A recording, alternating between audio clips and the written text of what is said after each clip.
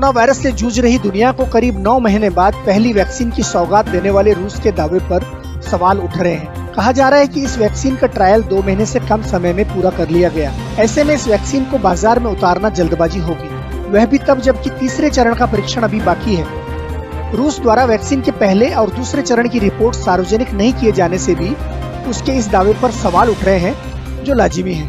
विशेषज्ञों का कहना है कि वैक्सीन के मनुष्यों पर ट्रायल में काफी वक्त लगता है। ऐसे में ये कितनी सुरक्षित और कारगर होगी, ये कहना मुश्किल है। उनका कहना है कि रूस शॉर्टकट का इस्तेमाल कर रहा है। वैक्सीन तैयार करने के ऐलान के तरीके पर भी सवाल उठाए जा रहे हैं। 50 के दशक में रूसी वैज्ञानिकों ने कुछ इसी तरह निर्धारित प्रक्रिया का पालन किए बगैर पोलियो का टीका बनाने का दावा किया था।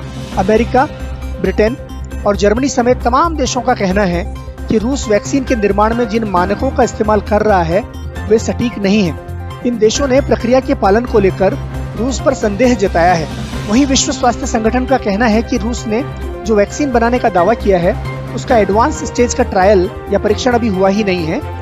ये दुनिया की उन 9 वैक्सीन में शामिल नहीं है जिनका एडवांस स्टेज का ट्रायल चल रहा है। विश्व स्वास्थ्य संगठन का कहना है कि अभी तक यह तय करने के लिए पर्याप्त जानकारी नहीं है कि रूस में बना टीका, जिसका नाम स्पुतनिक वी है, उसका उपयोग बड़े पैमाने पर किया जा सकता है या नहीं। विश्व स्वास्थ्य संगठन का कहना है कि इस वैक्सीन की सफलता और सुरक्षा पर भरोसा करना मुश्किल है। कोरोना वैक्सीन बनाने की रेस में ऑक्सफोर्ड, एस्ट्राजेनेका, मॉडर्ना और फ्रीजर जैसी कंपनियां आगे थी, लेकिन रूस ने अचानक वैक्सीन बनाने का दावा कर दिया। खबरों के मुताबिक वैक्सीन के दूसरे चरण का परीक्षण 13 जुलाई को शुरू हुआ था और 3 अगस्त को ही रूसी मीडिया ने खबर दी कि वैक्सीन का अस्पताल का परीक्षण पूरा कर लिया गया है। बता दें कि तीसरे चरण का परीक्षण सबसे अहम होता है, जिसमें हजारों लोगों पर यह परीक्षण किया जाता है और इसमें महीनों लगते हैं। तीसरे चरण के परीक्षण में टीका लेने वाले को सीधे वायरस के संपर्क में लाया जाता है। ऐसे में तभी वैक्सीन की क्षमता के बारे में जाना जा सकता है।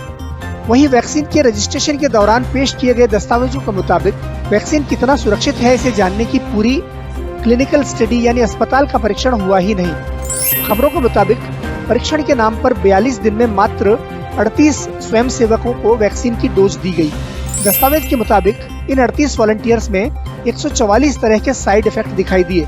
परीक्षण के 42वें दिन भी 38 में से 31 स्वयंसेवक साइड इफेक्ट से प्रभावित दिखे।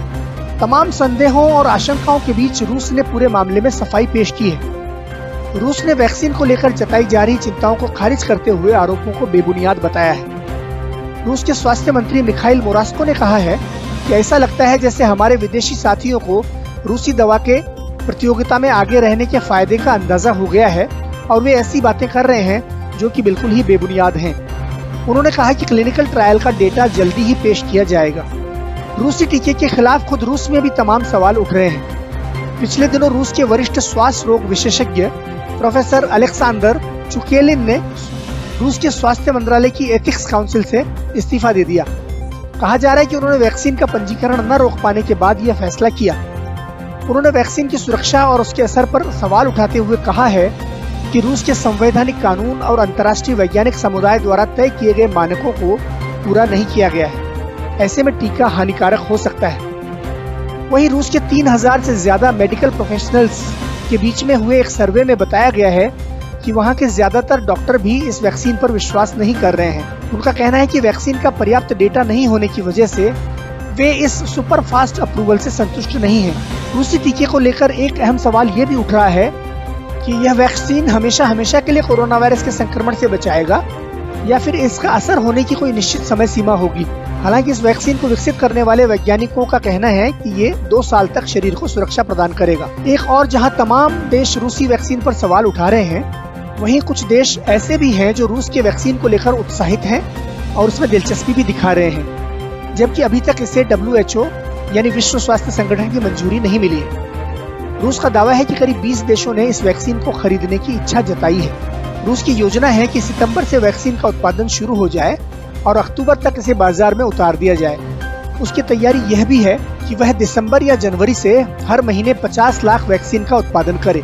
वियतनाम, इजराइल और फिलीपींस समेत कई देश इस वैक्सीन को लेकर विचार कर रहे हैं। भारत स्वयं भी इसको इस्तेमाल करने के लिए इच्छुक बताया जाता है। हालांकि फिलीपींस ने कहा है कि वह पहले खुद अपने यहाँ पर इसका परीक्षण करेगा। कुल मिलाकर इस वैक्सीन को लेकर जताई जा रही आशंकाओं को खारिज नहीं किया जा सकता। रूस की जल्दबाजी से साफ है कि उसकी दिलचस्पी एक सुरक्षित वैक्सीन देने में नहीं बल्कि एक दौड़ को जीतने की है, ताकि वो खुद को सुपर पावर या एक महाशक्ति साबित कर सके।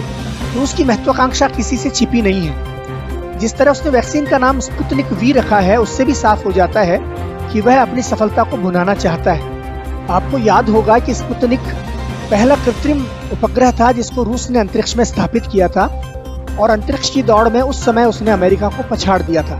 ऐसे में टीके को यह नाम दिए जाने का प्रतीकात्मक अर्थ तो सचमुच होगा। बहरहाल ऐसी उम्मीद की जानी चाहिए कि जल्दी ही बाकी देश भी एक कारगर वैक्सीन विकसित करने में सफल हों और इस वैश्विक महामारी पर विजय पाई जा सके, जो आज इस दुनिया की नंबर 1 जरूरत है।